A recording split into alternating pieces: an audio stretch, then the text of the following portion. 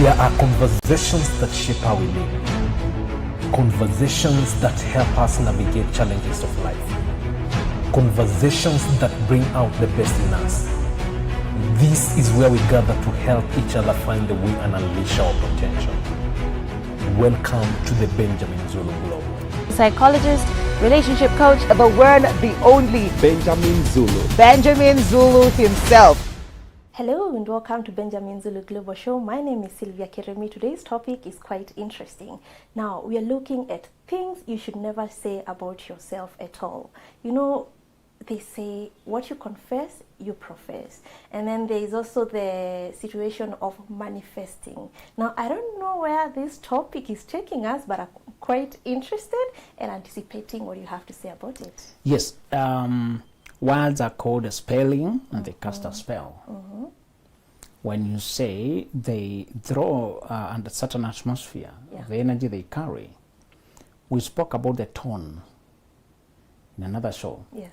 And we said the tone carries as much as 40% of your persuasion.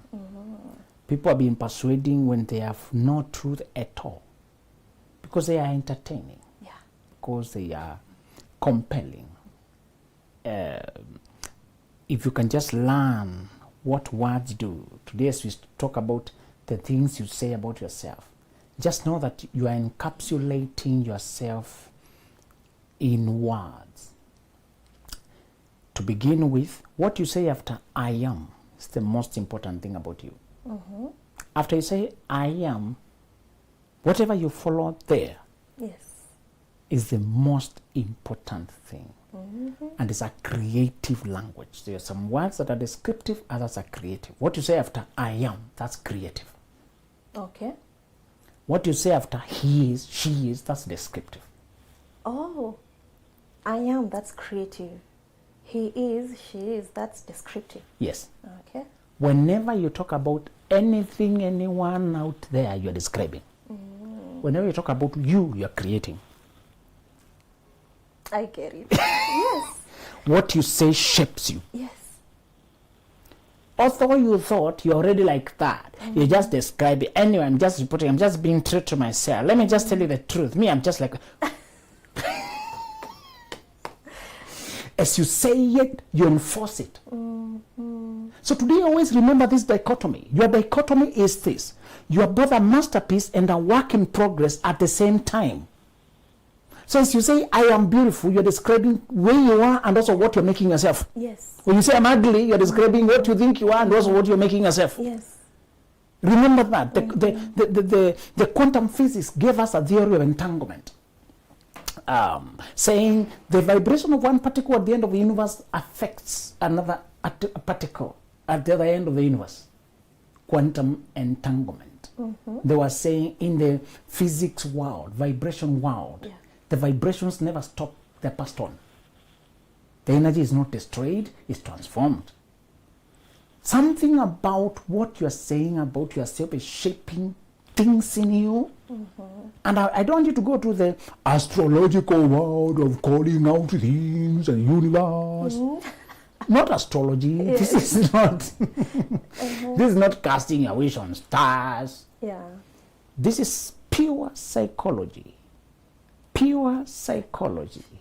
That some people were given a door that anytime they say something condescending about themselves, they realize they've just said something that is downwards. They should put a toothpick on the door. And then you're going to look at those doors after 3 days. Yeah. But secretly, without being notified, the researchers put these people in environments where one person was praised, one group was praised, reminded how beautiful they are, in a very different context, without remembering that it's part of the research. You understand? Okay, yeah. Like I give you the assignment, but on your way home I arrange the taxi person who carries you to just wonder. How come you look so peaceful? What do you do? You look so interesting. Oh, you're so composed. You know, I'll give you 5 stars. Just like it was just a simple ride. Such a They were given pleasant experiences about themselves prior to beginning the exercise of talking to themselves. Yes. The other one was told nothing. Not criticism, not comment, nothing. So one group was told nothing. Yes. The other one was praised. The group that was taught nothing came with their dolls full of toothpick. The many things they said about themselves. Yes. The one that was praised came with very few. Very few. They hardly spoke negative of themselves from the time somebody lifted them. Yes. Now, the question there was, if it's really a matter of fact, you're just describing yourself, why was there so much variation between the mood someone set you in? True. What you say about yourself is never fact. It's always an opinion.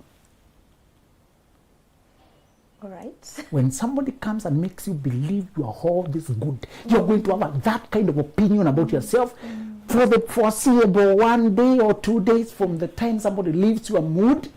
When it is lingering in you, you're going to see positive things in you. What you say after I am is usually creative. The one who created you did not even finish the sentence. Yes. When somebody asked him, what's your name? He said, I am. And he left it there. We thought it's a hanging sentence. Yes. Please, according to rules of grammar, are you saying, I am Sylvia? What did you say? I am who I am. Okay. He could not be defined by one word because he's everything. Yes. You, after you say, I am, in many other contexts now, he gave other titles. You create.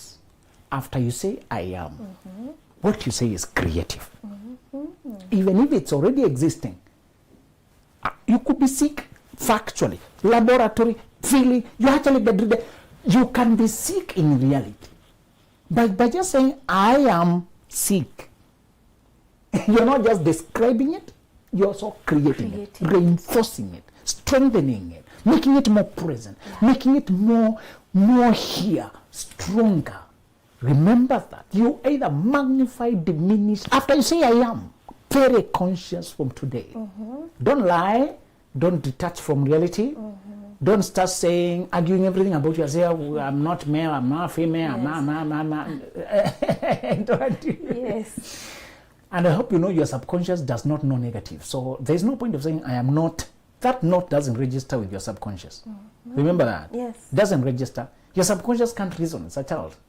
It remains in a very simple state. It likes positive, simple statements. That's what it carries. That's why affirmations are usually positive, simple. Yes. If they are complex, it loses its out. Just imagine teaching a small child. You wouldn't give complex statements. Yes. You didn't tell them, this is not a cup. That's not a good lesson to teach a child. They won't get it. When it is in front of them, say, this is a glass. Then bring a cup. This is a Cup. Don't complicate. This is not cup, this is not glass, this is not, no, they don't want puzzles. Straight, that's how your subconscious works. Give it simple statements that are affirmative or positive. I am. So one way to always state negative things like sickness is not to let them sit by themselves. Yeah. After you state the statement, you follow it with a hopeful thing. When you say, I am overweight, but I'm working on it. Oh, yes. Yes. I get it. It's true. I am late, but I'm trying to catch up. Yes. I'm a little bit under the weather, but I'm getting better. You've explained why you're not showing up. You're calling in late. You're calling in to say you can't come up today. You're saying you can't pay up on time the way you promised the money. Yeah. I am is very creative. So don't reinforce the situation you don't want to remain. So we're going to tell you some things you never want to say. After telling you some of the things that operate with you, the I is me. Am is state. Okay. I am. And I want to remind you that many people cannot say I because they have never discovered their I. Okay. They read it, they repeat when somebody says it, but doesn't register in them. In order to be able to say I, you must individuate. Separate yourself from all associations that were defining you, family that defined you, And that's why it is very poisonous to get into absorbing things like romantic relationships, because before you discover who you are, you will be unable to picture yourself outside of that relationship. And when it breaks, you will also break. Yes. When it shakes, you will also shake. Yes. If it dies, you'll also die. People tell you something died in me when that thing died. And you think they're joking. You think they're joking. They had not realized who they are. Yes. So when you don't have an I, you don't have an existence in the world. You don't have agency. There's a big word we used. Call it agency. Agency is when you have a representation. So to have representation in the world, to stand by yourself, you need to have that I. And it looks like a straight thing for a reason. Just remember the I. Oh, yes. Just remember that. Yeah. You need representation in this world, in your own person, and that person is I. So we are talking about the things never to say about yourself at any time, because not just because the world is listening, but because you are listening. Once you grow up, you don't have secrets because you can't hide anything from yourself. Yes. No point saying don't tell anyone. Yeah. You have had it. Yeah. You are the most important listener in all your conversations. Just remember that, and it will remove that hiding. You're hiding from who? You're the most important. From myself. Sylvia, do not have secrets. Have privacy, but don't have secrets. Secrets are things that you're ashamed of and you're hiding. Avoid, clear that closet, remove the skeletons, throw them away. Have a private space that is known to you and your inner circle. Even the one that is for you personally, the things in your handbag. But you're not carrying grenades in your handbag. Yes. They are private things, but they are not shameful things. Yes. So the difference between privacy and secrecy is shame. Don't carry shameful things you're embarrassed and guilty about, things that are illegal, that are hidden. Don't do things that you can't tell anyone or you damage your name. Do things that even if anybody found it, that's what human beings would naturally do. Private life, but it is not illegal. Yes. I have a lot of money because I gained my money, I worked. I don't announce all over, but it's not a secret. I'm not a poor person. But when it is stolen money, you have to keep it secret because it's a crime. Yes. But when it's clean money, you don't have to announce to people. But even if the taxman were to come and account for this money, just draw your accounts and show them. They realize you're privately a very wealthy person. Yeah. And you don't flaunt it. It's not a secret, it's private. Yes. It's very powerful that you have money, that you know all this knowledge, and you don't need to keep announcing it to people. So, some of the things I want you to never say in this word. Number one is, I am never lucky in relationship, never lucky with money, never lucky with business, never lucky with friendship, never lucky, never lucky. Big negative word. Yes. We usually say it to generalize and explain away our misfortunes. And do you know you could be stating a fact? You could have had a series of 8 failures. Yeah. Series of many, and you can count. Yeah. And the statement could be justifiable that you're never lucky. You've been trying to get pregnant for years. You're just not lucky. Hannah could have said, forget it. It's not for me. Yeah. I'm not lucky with pregnancy. Let Penina get the children. It's okay. If she had said, I'm never lucky, she would stop trying. True.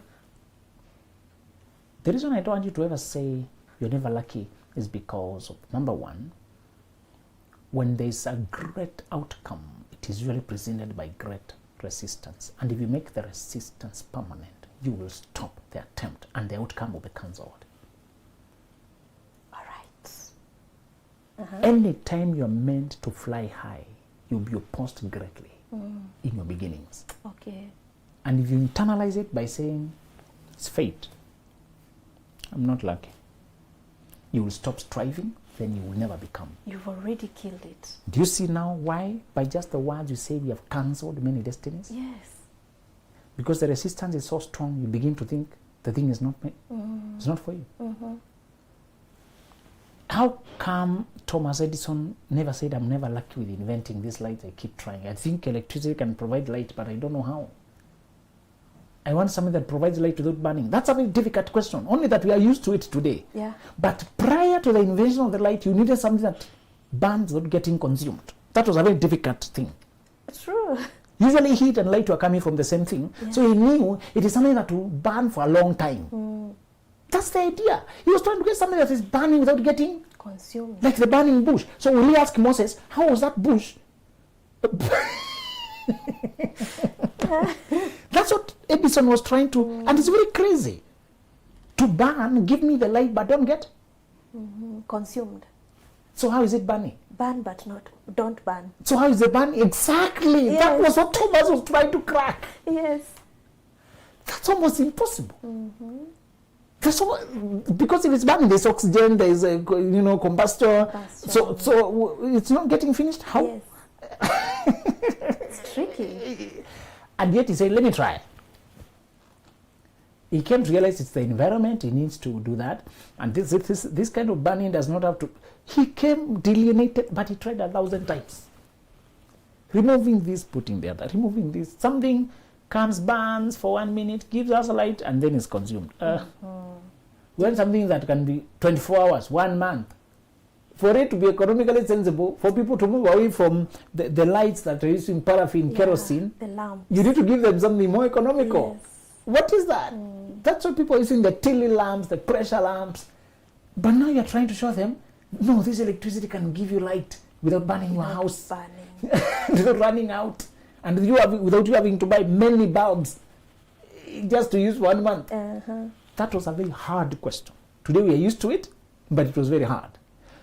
But it would change humanity. It was so resisted, difficult to climb, because it was a breakthrough that would change many things. I want you to stop saying I'm not lucky, because if you're supposed to invent like Thomas Edison, the resistance will be very powerful. And you can't afford to internalize it by saying you're unlucky. Yeah.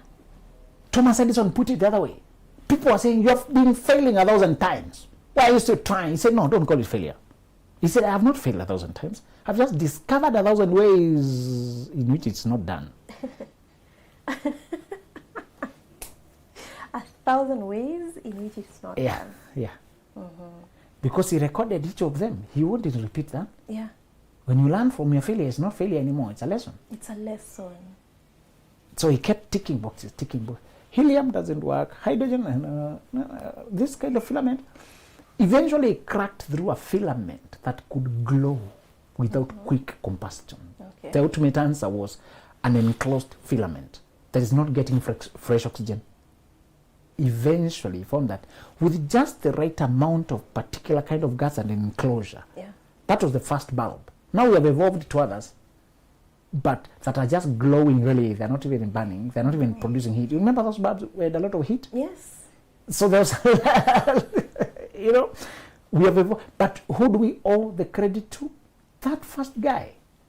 The one who tried tried. So how are you then going to be the one to have the first marriage that is healthy, having healthy children, has no generational curses, has no banging of doors, has friendship, people dance on the stairs, sing in the kitchen, people laugh, great high five. Instead of screaming and cursing, here people are singing, and the only scream you can hear is a laughter that is loud, and a child who is happy, skipping up. You imagine that home which you have never seen in your extended family, and you want to be the one to bring it to pass. But you, as the first man to want to marry, right, you're not womanizer, polygamist, drug user, addict, you are not suppressive of human. You wanted to bring a healthy marriage in that home, but in your attempt to look for a wife, you've been failing for 5 years. Say, I'm not lucky, forget it. What you're trying to bring is a generational shift. It will start a roller, a ripple effect that will go to eternity. Yeah. Why do you think it's a small thing to date, right, by the way? You're beginning a seed for a tree that will go all time. Yes. If it was a simple thing, would there be so much noise around it? No. If it was a simple thing, would people be minimizing creating children, just calling it baby daddy? To me, Make sure you create child out there where there is no family structure, where there is no presence of the father. And the child grows without order. They also start looking for love out here. They start saying mayhem in which they were created. Yeah. Family is the cell of society, and by just confusing people's personal life, the whole society can be detonated from inside. Now you have America where people are not even married, they just say boyfriend, girlfriend. Yeah. For so many years, an old person saying my girlfriend. My girlfriend. Old person. Old person. Because of money. If they marry, you're entitled to my inheritance. It's about money. It's just selfishness. Okay. If they marry legally, we might have to share what I have. I don't want to share. Yeah. Just they want marriage without marriage. Oh my goodness. It never clicked Yes. that way. They just want marriage without marriage. And they realize if they don't do this, they can evade the tax, this kind of tax. Cutting cost everywhere. It's all about money. Yes. It's all about, what about that? You who wants a settled, secure marriage. Settled, secure. It's risky, but I want to find the woman I can trust. That was my dream, and I have not seen it anywhere personally in my space. And I wanted to bring that around. I wanted to see my children skipping rope. It was forbidden in my home to play. It meant you were very idle. I wanted even to create a compound. If I want to go very far and get us some either football pitch. Yes. I'm still crazy. I'm still thinking about it. I don't know whether I'll be taken to mental hospital, but I would like to get some. Honestly, I'm considering getting a full field. You run by kickball. Yeah. It annoys me how we were restricted. I want them to go out and whatever game they just go doing it. Explore. Roller skating, go do it. Kite flying, and I will join them. Don't think I'll just sit there saying children go play. No, there'll be time to play with that, and I'll be there. Yeah. If you face a lot of resistance and discouragement threatening you, remember these words. All major breakthroughs came from many heartbreaks. If you don't overcome the discouragement, you lose courage. Once you lose courage, you no longer try, and you're supposed to be a conqueror. But the conqueror who cannot fight until the war is won cannot be conqueror. Never say I am unlucky. Say I'm yet to succeed. Okay. Rephrase it. I am yet to succeed. Yes. You have put success in your sentence. Oh, yes. Yeah. You put it there in your hope. Instead of say I've been failing and failing. That's a down-looking sentence. I'm yet to crack it. I'm yet to succeed. I know I'll get there. So there'll be discouragement, but if you put of saying I am on way, success is ahead. That attitude alone, even in Hebrews 11, some people kept saying, I can see it coming. And one of the most astounding records done there, some of them died without seeing the outcome.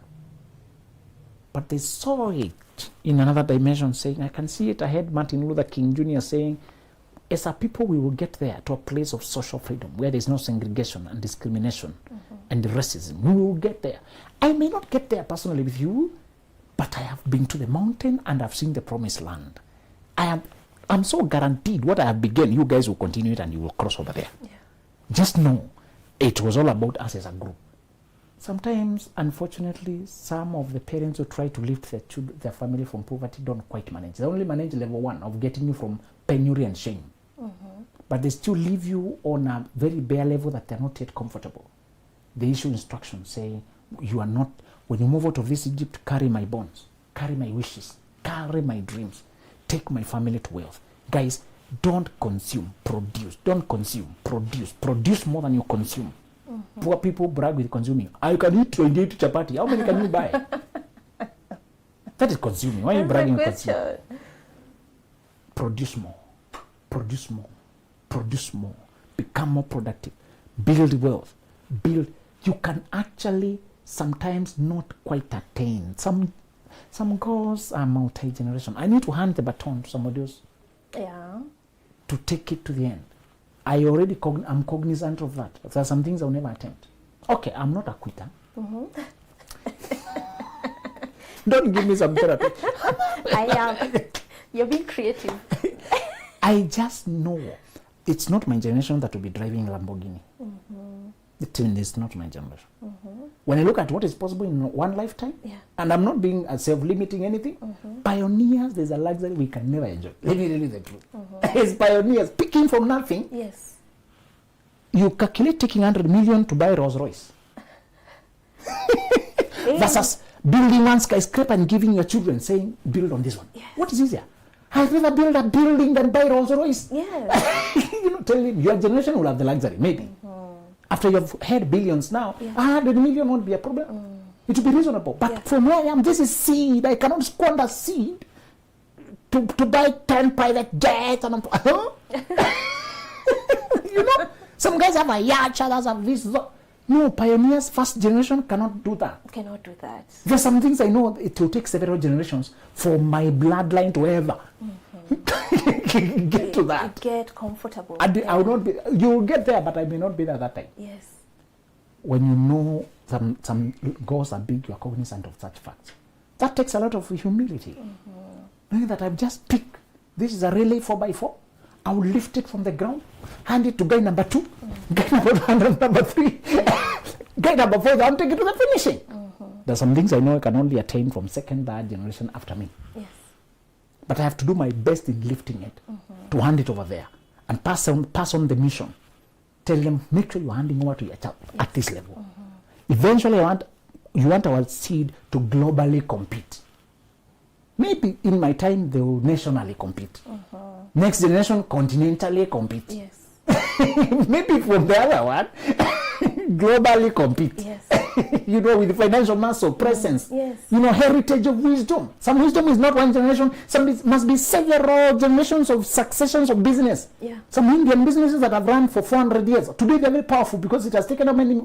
400. And someone planted the seed. Yes, they had to see that far.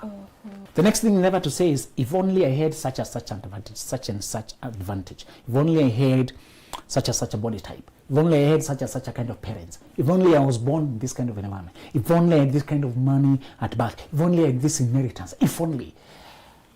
Do not attribute your lack of success or lack of certain kind of results to something you are not born with, to some circumstances you are not benefited with. Why? Had you been given that thing you think, you would have been given. You might not have had the desire. One lady from Shark Tank, that investment show in the UK, said she's really cautious before investing in rich kids. Okay, why? Because rich kids standing in front of you and you can see their profile. They went to the right schools. She was saying, I cannot discriminate because even my children will not be poor kids.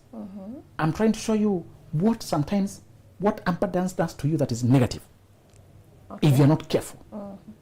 And she was saying, that's one thing I'm careful to neutralize with my children, to counter. Rich kids went to the right introductions. They were taken to the right companies for apprenticeship. Their parents could just call up their friend, and this child is given the perfect geological internship. Yes. The best company in mining. These kids were taken to the right companies for exposure. After that, they were given letters of introduction. Yes, immediately. After that, they were plugged on the front line of the Silicon Valley. Because their father sits in the board of some of the companies and he has helped people there. They're happy to help his children. We say these rich kids are coming on the backdrop of might, connectedness. And she said, these rich kids have been to Harvard Business School. And all that good training, good connectedness amount to an attitude, I know it. Yeah. Elsewhere, the poor kid who stands before me asking for me to invest in their company has the following profile. They had nobody to connect them to any company. In any case, they were supposed to help their family. Yeah. So they served menial jobs that have no honor, serving in hotels, getting shouted at, waiting on customers, working late hours, stressing out, sleeping few hours, striving to not get locked out of the house. She said, these kids who come from no support, they were by themselves. They even had to help their parents. They even being dependent on. Yeah. These kids, one thing they learned is grit. Okay. They developed grit because it was do or die. This rich kid has never had a do or die situation. Yes. It was, I'm supposed to graduate in 2 years. We're on program. Yeah, we're on schedule. Dad promised me a trip to Dubai. I can't wait. If I graduate, Dad said Hawaii trip, 1 month paid holiday. Paid holiday. This poor kid has to graduate while also paying food here. When we were sitting that one, the graduation is not even sure. I've not finished my fees. Yeah. You could even miss the gown because of 3,000. So she said, the poor kid stands before me coming from warfare. The rich kid is coming from welfare. There's a program for children. Yeah. The insurance was sorted before they were born. To sort out. And she said, I can only invest in a rich kid when I see these other two qualities that are usually very strongly present with a poor kid. Grit. Grit is just that staying power and stubbornness with purpose when everything is against you. The rich kid always had options. Yeah. She said, be very careful when you grow up with abundance. It teaches you unreality of options. Yes. You always have options. Sometimes entrepreneurship, you can't back down. You can't back down. Yes. And the second thing she said, the just stay in power in the face of opposition that she finds with poor kids that she loves, because that's what entrepreneurship is about. And then the lack of entitlement. They don't think they deserve results. Imagine that. All right. The rich kid has many times very validating parents. You deserve the best. We do that to our children, which is good, to validate their self-esteem. Yeah. But sometimes you teach them a lie. Nobody here owes you anything in this world. Yeah. Everything is up to you. So they may step out to that, feeling like things will work out for me. Things always work out for me. My star is always shining. The poor kid is trying, knowing things can just collapse. Yeah. And so they try to strike deals because it will change their life.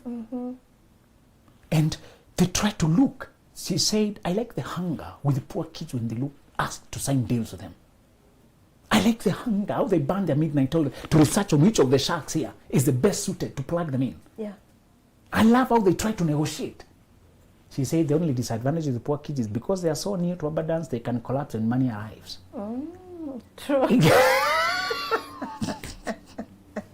The pockets get overwhelmed. They can get carried away by options. Yes. So what you usually not show the poor kid is whether they will maintain themselves after success arrives. If only you can get a disciplined kid from poor background, because they already have grit and lack of entitlement, just the hunger to get results. She said that's a perfect combination. She finished by saying, if you are a parent who is working hard, your children will be called rich kids in the sense of the word. The only thing you should put in them to make sure they don't inherit flabbiness. They don't inherit bloated ego and entitlement. Yeah. Is grit. Expose them to building things and don't help them in everything. Let them struggle with the projects. Okay. And number two, let them taste the sting of failure so they can learn that reality. Let their projects collapse. Don't always redeem them. So you may have family money, but don't always throw in. If they have made bad things, made bad losses, let the company be auctioned, let them learn. Don't always throw family wealth to redeem these kids. Let projects remain projects. Let them fail. Let the person face the hostility of failure, to learn that it's a possibility, so that they don't take things for granted. And the other thing is to let them push through things without you over helping, because you always have a helping hand. Yes. You always have a helping hand, and you are very compassionate as a parent. Be merciful, but stay behind. Stay behind. Don't always rush in. And they should start early on. When you see them struggling in that toy, don't always fix the toy. Let them do it. Yes. Let them fix. Sometimes they don't send the worker to keep fixing. Sometimes they say you raise the house help to be a virtuous woman, but you make your daughter a very useless couch potato, because you always make the house help to do everything. But your daughter to do nothing. Yeah. Make entitled. So let your children work to become workers. Yes. Don't make workers the children and let the children nothing. Yes. You're building this worker. Because when this worker gets her home, she will maintain. Because you're putting them in to do everything. Yes. sometimes, honestly, you have to remind our home, don't pick the plate after children. And that's a very hard thing to teach workers, because I used to doing everything. Yes. My son should not, nobody should pick her cup, his plate after each. Don't spread his bed. Please, you're doing the wrong thing. Leave that plate there. Let me find it there. Let the child learn to pick after themselves. Yes. This is not your boss. This is a child, please. This is not your boss. Yeah. They spill water, don't wipe it. They done this, don't clean up. Let them do it. Let them know that it's their duty to clean up right after them. And if they mess up, there will be consequences. Why are you covering their mistakes? Why are you fixing everything they destroy? They did not sleep, they slept late. Don't encourage them, don't force them to do the right thing. You're not doing me justice. Yes. Let them see, let me see their misbehavior so that I can deal with it. That's something we have to do. She said, with your rich kids whom you're giving comfortable life, don't let workers, don't compensate for life. Let them face life. Yeah. Yes. Wow. You know, this conversation is so deep because I was relating it to situations that I've seen out here. Yes. You know, rich kids who are not even working with their parents. There's a very big supermarket here in the country that just fell apart because the kids could not manage it. Exactly. That is the story. Yes. I had. And I feel it is a topic that people really need to dig deep into and understand. Actually, all this information, you can get it from Benjamin Zulu's books. He's written so many books. We have Millionaire Moves, we have Mastery, talking about money and success. We have Lasting Love, talking about marriages, building relationships, and all. We have so many books written by Benjamin Zulu.